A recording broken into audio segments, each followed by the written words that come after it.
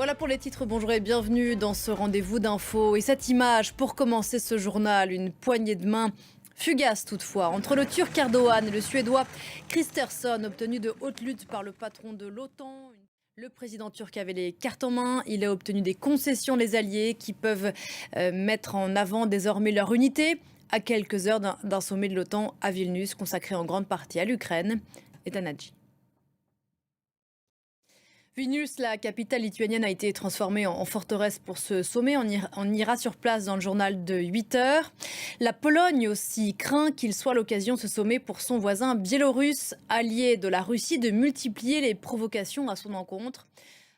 Résultat, on parlait de forteresse à l'instant, des centaines de soldats polonais ont été dépêchés à la frontière entre les deux pays. Reportage Gulliver Krag et Elena Voloshin.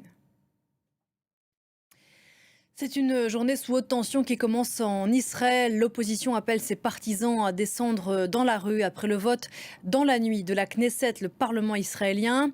La majorité des élus acquise à Benjamin Netanyahou a adopté en première lecture l'article le plus controversé de la réforme judiciaire portée par le Premier ministre.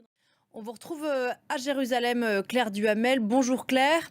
Si cet article poursuit son chemin législatif jusqu'à l'adoption, quel effet pourrait-il avoir sur la vie politique israélienne ? Bonjour.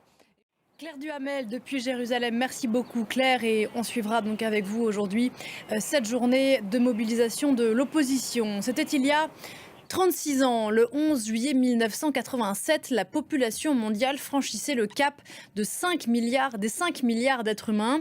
Nous en sommes aujourd'hui 3 de plus, 8 milliards. Mais cette journée du 11 juillet est restée comme celle consacrée à cette population mondiale.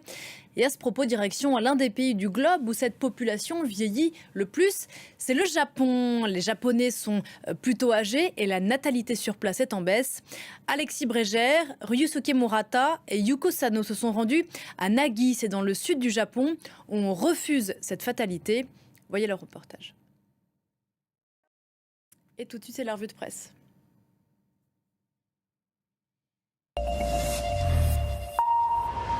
Avec vous, Hélène Frade. Bonjour Hélène. Bonjour Pauline. Dans la presse, comme dans le journal, le oui de la Turquie à l'entrée de la Suède dans l'OTAN, à quelques heures du début du sommet de l'OTAN en Lituanie. Après l'avoir bloqué pendant des mois, Recep Tayyip Erdogan accepte finalement, en effet, l'adhésion de Stockholm. Il faut s'indigner pour des justes causes. Merci beaucoup Hélène. C'était la revue de presse. On se retrouve juste après la pause sur cette antenne. À tout de suite.